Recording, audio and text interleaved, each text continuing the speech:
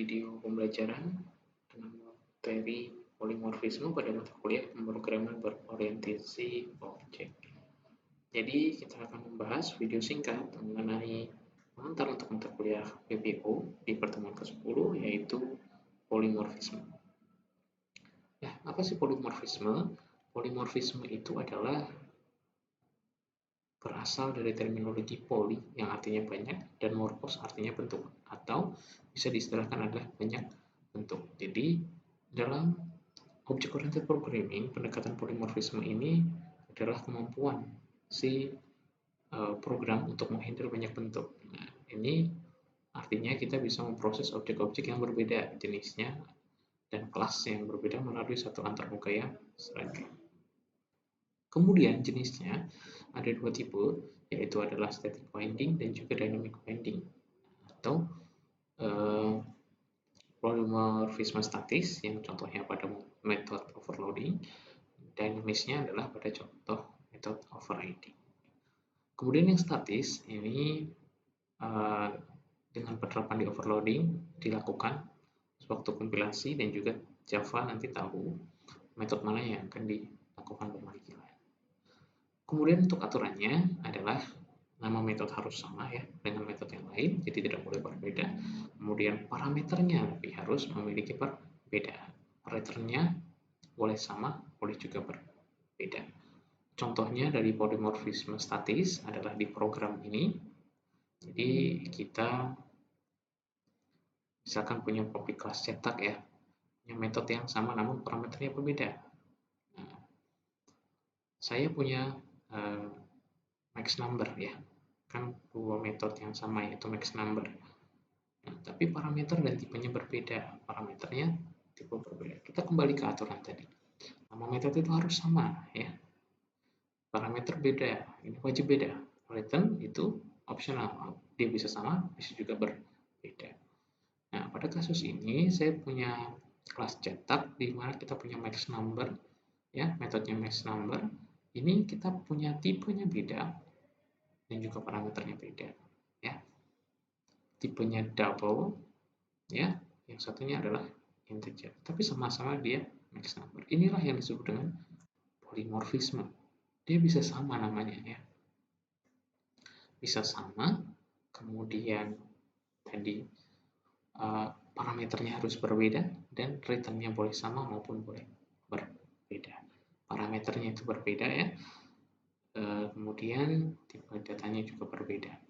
Jadi yang pertama memiliki parameter dan tipe data double, sedangkan yang satu lagi memiliki tipe data, parameter dan tipe data integer. Hal ini jelas berbeda. Inilah yang disebut polimorfisme statis. Jadi dia punya nama yang sama, tapi memiliki parameter dan tipenya berbeda. Walaupun operasi yang dilakukan itu sama, returnnya juga sama, seperti itu.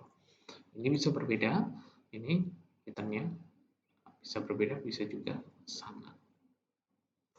Lalu yang jenis yang kedua adalah polimorfisme dinamis. Nah, ini identik dengan menggunakan teknik inheritance atau konsep pewarisan. Nah, ini yang kita sudah pelajari di pertemuan sebelumnya. Bagaimana kita mewariskan dari kelas induk ke kelas anaknya, atau dari parent class ke child class-nya. Jadi implementasinya kurang lebih sama ketika kita menggunakan polimorfisme dinamis ini. Jadi nanti kita bisa melakukan implementasi interface bahkan abstract class, yang nanti kita akan ada juga materi terkait dengan interface dan juga abstract class. Nah, kemudian untuk aturannya dari polimorfisme dinamis ini, yang pertama mode access overriding method harus sama atau lebih luas ya. Kemudian subclassnya hanya dapat dan boleh mengoverride metode superclass satu kali saja. Kemudian tidak boleh ada lebih dari satu metode yang sama pada kelas. Lalu untuk hak akses, setiap subclass tidak boleh mempunyai hak akses metode overriding yang ketat dibandingkan dengan hak akses superclassnya atau parent classnya. Bagaimana maksudnya? Nah, kita kemarin sudah mempelajari hak akses. Ada apa saja di hak akses itu? Ada public ya, ada public, ada private, ada protected. Nah, ini aturan di dalam polimorfisme ini. Subclass tidak boleh mempunyai hak akses yang metode overriding-nya lebih ketat. Ya. Misalkan saya punya parent adalah private ya, kemudian punya anak ternyata di public, ini tidak bisa ya, ini tidak boleh karena si anak itu tidak boleh uh, maaf terbalik ya, jadi misalkan punya public terus punya private, nah ini tidak boleh, karena si hak akses itu tidak boleh, setiap subclass itu tidak boleh memiliki hak akses metode yang lebih ketat dibandingkan dari superclass atau parent class. Jadi kalau seperti ini boleh, kalau public dia di atas lalu di bawahnya adalah private, itu ya tidak diizinkan. Jadi dia harus anaknya itu tidak boleh lebih ketat ya, seperti itu.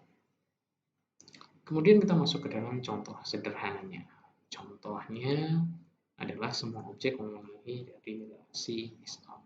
Kemudian objek tersebut menjadi sebuah polimorfik ya. Ini semua sudah memenuhi. Lalu kita buat ya sebuah polimorfisme. Nah, di sini ada metode muncul suara yang juga dimiliki dari metode induknya. Nah, ini kan kurang lebih sama ya dengan apa yang kita sudah pelajari di dalam inheritance, bagaimana si kelas induk nanti akan mewariskan apa-apa saja yang dimiliki. Nah, baru kita lakukan override ya untuk memunculkan suara kucing, burung, dan hewan. Yang kata kemarin ketika tidak lakukan override ya, berarti dia sebenarnya hanya meminjam dari punyanya si induk. Nah, kalau kita buat kasusnya atau sebuah code akan seperti ini.